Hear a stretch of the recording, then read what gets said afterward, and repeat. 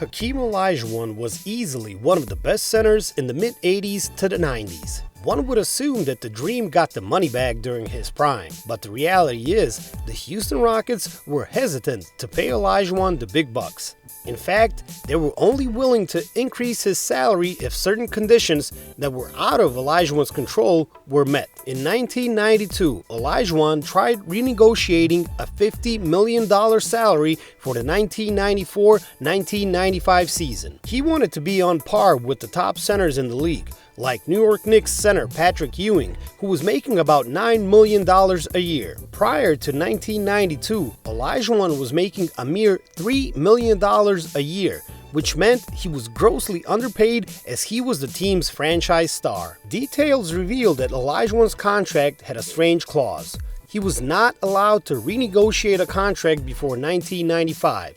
If he did, the Dream would lose $6 million. Olajuwon pressured the Rockets to either trade him or renegotiate his contract by faking injuries. Rockets general manager Steve Patterson ultimately suspended Olajuwon for a few games. Then, he addressed the elephant in the room. Will Hakeem ever get a raise or at least a chance to discuss a new contract? It doesn't take a brain surgeon to put two and two together and see what's going on here. If we met his demands, we'd have to triple our ticket prices.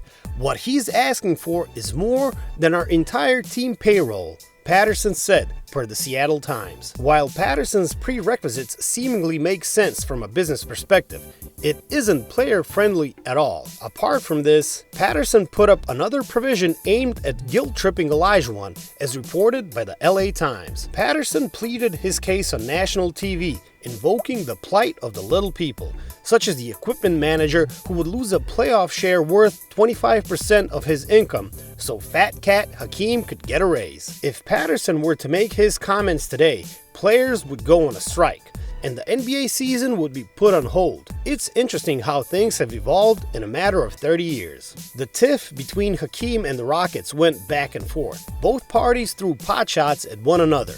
In the end, the Rockets organization got their wish. They kept Hakeem in the 92-93 NBA season without a brand new contract. Today, if players did not get their wish, they would sit out for an indefinite period. This wasn't the case for Hakeem. Instead of continuing to act like a spoiled child, he played the best basketball of his life.